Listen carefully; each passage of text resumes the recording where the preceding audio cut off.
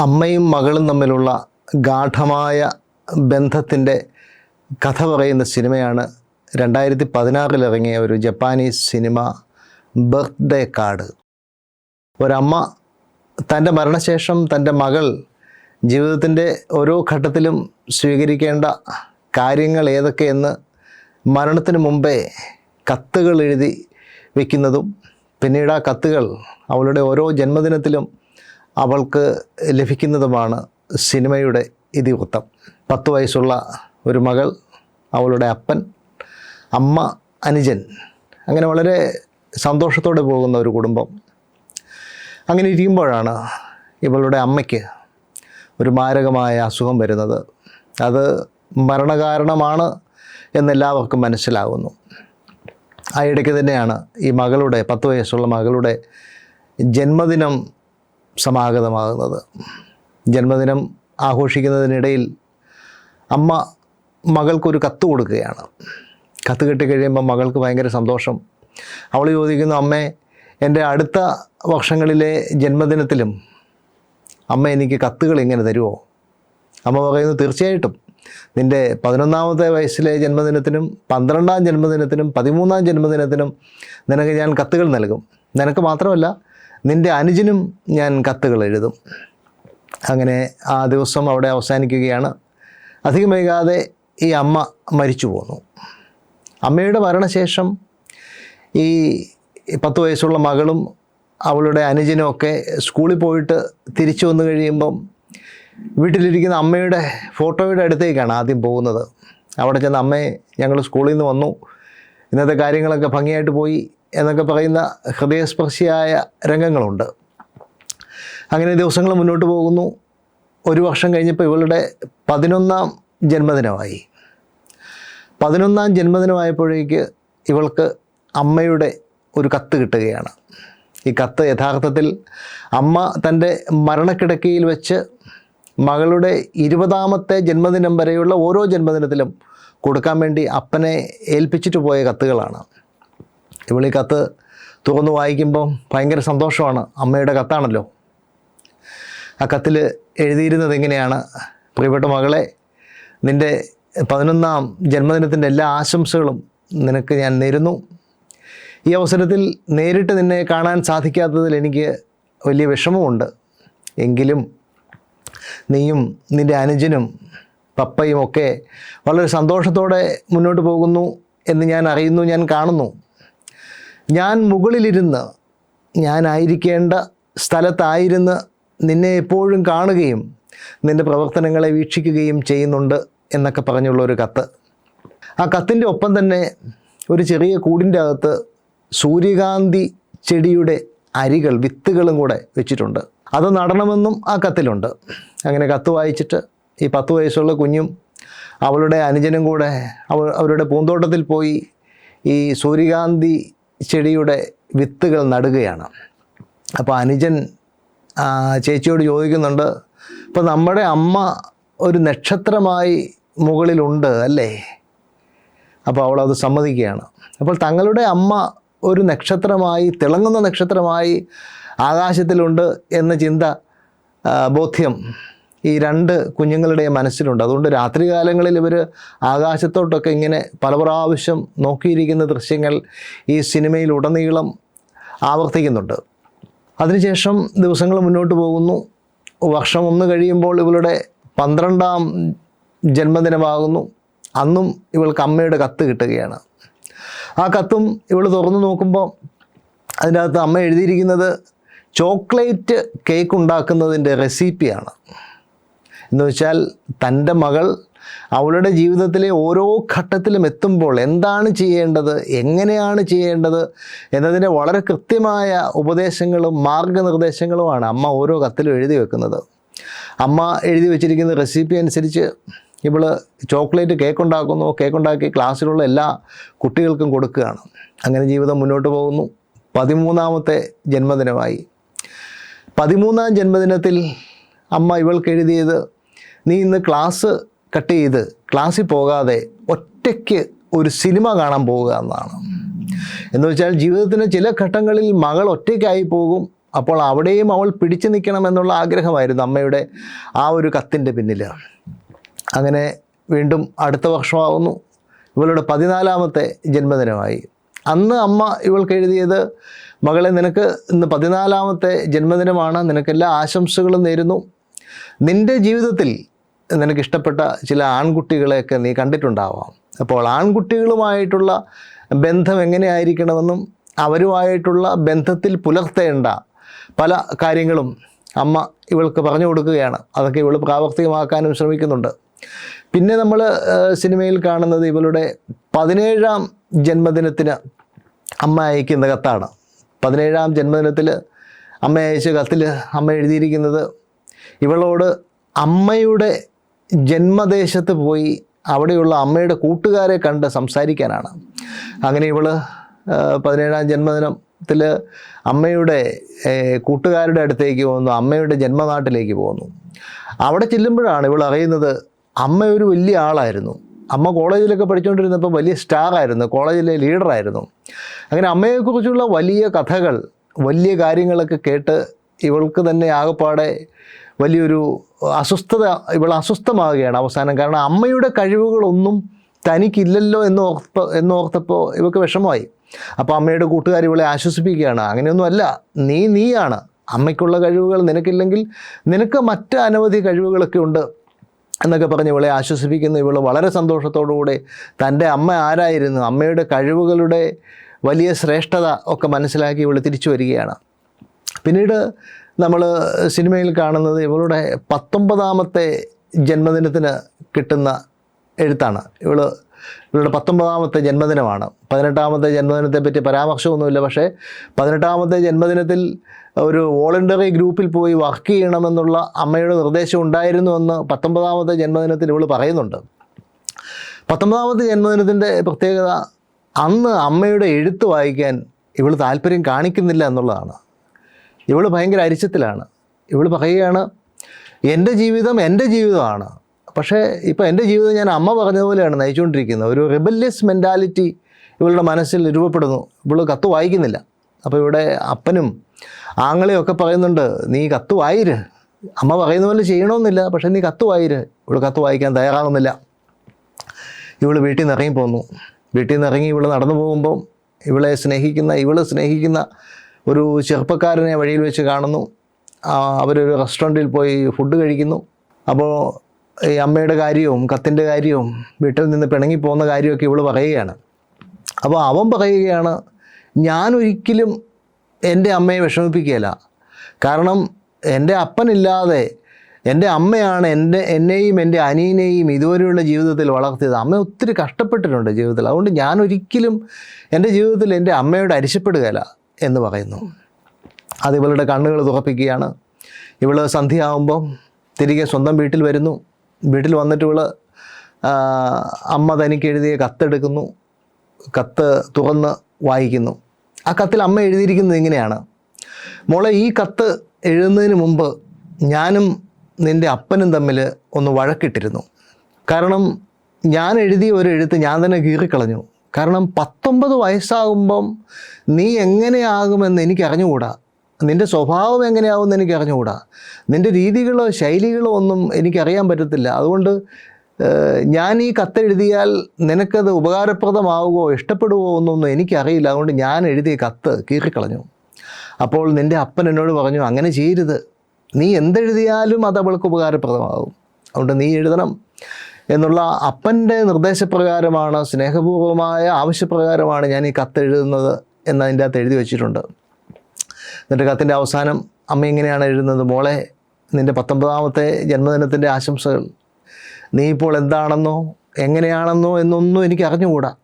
നീ ഏത് അവസ്ഥയിലാണെങ്കിലും നിനക്കെന്ത് ബുദ്ധിമുട്ടുകളുണ്ടെങ്കിലും നീ നിൻ്റെ അപ്പനോട് അത് പങ്കുവയ്ക്കണം.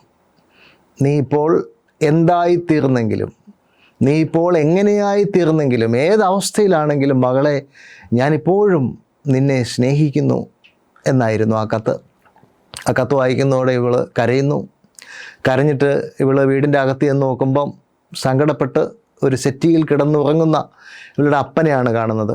ഇവൾ ഒരു പുതപ്പൊക്കെ എടുത്ത് അപ്പനെ പുതപ്പിക്കുന്നു.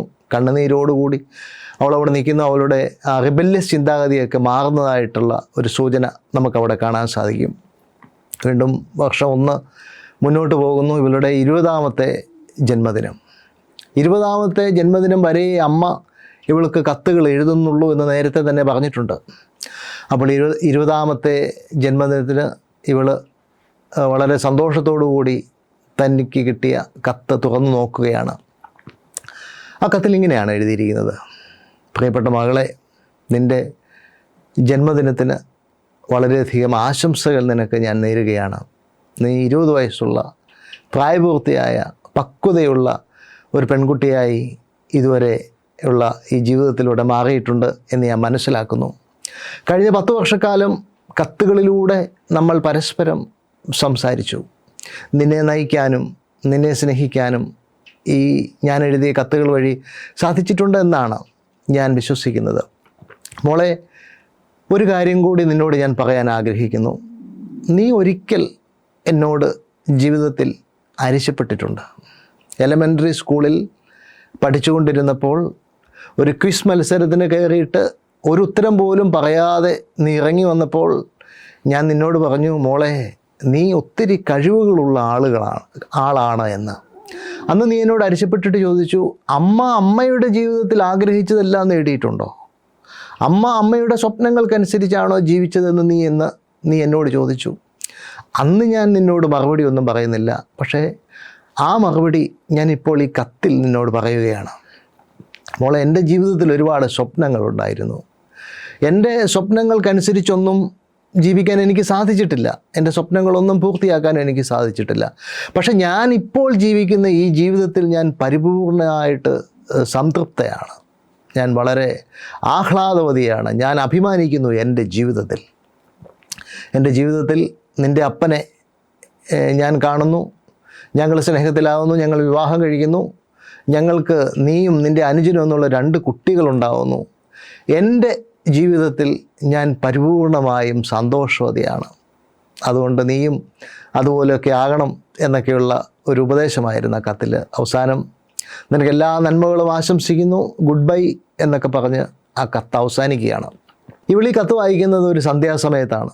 കത്ത് വായിച്ചു തീരുമ്പോൾ നമ്മൾ കാണുന്നത് സൂര്യൻ അസ്തമിക്കുന്നതാണ്. അസ്തമയ സൂര്യൻ്റെ പ്രഭ, വെളിച്ചം ഇവളുടെ കണ്ണുകളിലേക്കും ഇവളുടെ ജീവിതത്തിലേക്കും കടന്നു വരുന്നു. സന്ധ്യയാകുന്നു. അവൾ വീണ്ടും നോക്കുമ്പോൾ ഇവളുടെ അപ്പനും അനുജനും കൂടെ ആകാശത്തിലെ നക്ഷത്രങ്ങളെ നോക്കുന്നതാണ്. ഇവളും പതുക്കെ അവിടെ ചെന്ന് ആകാശത്തിലേക്ക് നോക്കുന്നപ്പോൾ ആകാശത്ത് അനവധി നക്ഷത്രങ്ങൾ ഇങ്ങനെ വിരിഞ്ഞു നിൽക്കുകയാണ്. അതിലേറ്റവും തിളക്കമുള്ള നക്ഷത്രമാണ് തൻ്റെ അമ്മ എന്ന് ഇവൾ വിശ്വസിക്കുന്നു. ഇവളുടെ ജീവിതം വീണ്ടും മുന്നോട്ട് പോവുകയാണ്.